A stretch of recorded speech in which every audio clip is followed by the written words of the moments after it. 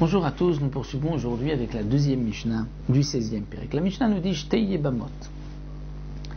Il y a deux Yebamot. Que signifie deux Yebamot? Les femmes de deux frères. Zo omeret met Bali ve zo omeret met Bali. Les deux se présentent au Beddin et chacune dit mon mari est mort. Lorsque une vient dire que son mari est mort, elle devrait faire yiboum avec le frère de son mari. Mais la femme du frère de son mari dit aussi que son mari est mort. Donc elle aurait dû faire le yiboum avec le mari de la première. Donc que va-t-on faire dans ce cas-là? Eh bien, zo asura mipne ba'ala shel zo ve zo asura mipne ba'ala shel zo. On ne permettra pas à aucune des deux de se remarier parce qu'on va dire à la première, ton mari est mort, mais il avait un frère, peut-être qu'il est vivant. Et à la deuxième, on va lui dire, tu dis que ton mari est mort, mais peut-être qu'il avait un frère qui est encore vivant et que tu dois attendre pour faire le yiboum. Donc on ne leur permettra pas de se remarier. La zo edim ve la zo enedim. Une des deux, on va dire la première a deux témoins que son mari est mort, la deuxième n'a pas de témoins, mais c'est elle qui dit que son mari est mort. Alors, et sheshla edim asura, la femme qui a deux témoins que son mari est mort, elle ne pourra pas se remarier. Pourquoi? Parce que son mari est mort. Mais son Yabam, le frère de son mari, on ne sait pas qu'est-ce qu'il est arrivé. Peut-être qu'il est encore vivant, donc elle doit faire yiboum, elle ne pourra pas se remarier.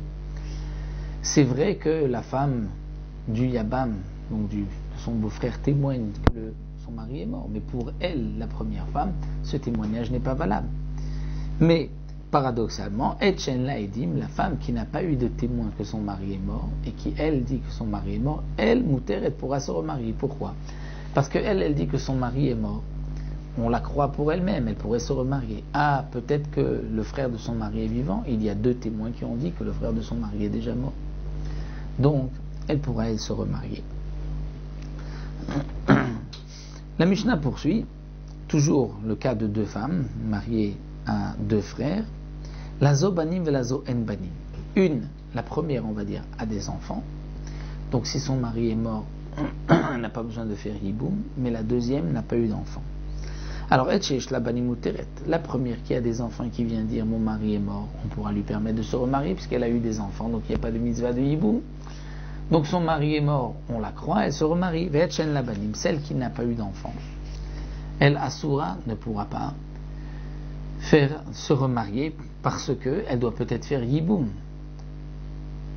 Et nous n'avons pas de témoignage sur le mari de la première, à part le témoignage de sa propre femme, mais qui n'est pas valable pour la femme du frère.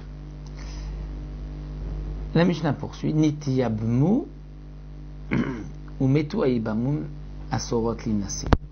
Dans le cas où elles ont fait le yiboum, c'est-à-dire ces deux femmes qui avaient épousé donc deux frères.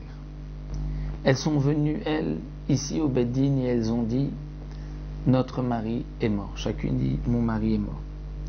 Mais elles avaient ici, il y avait encore deux frères à leur mari. Il y avait quatre frères en tout, il y en avait deux qui étaient là. Donc lorsqu'une a dit mon mari est mort, elle a fait le yiboum avec le frère qui était là. L'autre a dit mon mari est mort, elle a fait le yiboum avec le frère qui était là. Mais ces deux frères qui étaient là sont morts. Bien, asurot li'inase. Elles ne pourront pas se remarier. Pourquoi elles ne pourront pas se remarier? Parce que peut-être que maintenant elles ont la mitzvah du yiboum, donc chacune avec le mari de l'autre qui n'est peut-être pas mort. Alors c'est vrai que d'un côté on leur a permis de se remarier, de faire le yiboum en pensant que leur mari est mort. Et une fois que les yiboum sont morts, alors on leur dit non, maintenant vous ne pouvez plus vous remarier. Donc il y a là comme une sorte de contradiction, mais ça ne change pas, c'est pas grave. Pourquoi? Parce que lorsqu'on a permis à chacune des deux de se remarier, c'était par rapport, c'est-à-dire de faire le yiboum, c'était par rapport à son propre témoignage qu'on accepte pour elle-même pour faire le yiboum. Mais là, si on voulait permettre à ces femmes de se remarier, c'est en acceptant le témoignage d'une pour l'autre, et ça, ce n'est pas possible. Rablezer Omer, ou il vous trouve les Ibamim, vous trouve les Koladam. Rablezer n'est pas d'accord. Il dit que puisque par leur témoignage, on leur a permis de faire le Yiboum, une fois que les deux Ibamim sont morts, alors on va les permettre à tout homme, puisque on considère véritablement que leurs maris sont morts, parce qu'il y a certainement que le mari est mort. Donc là, on leur permettra de se remarier.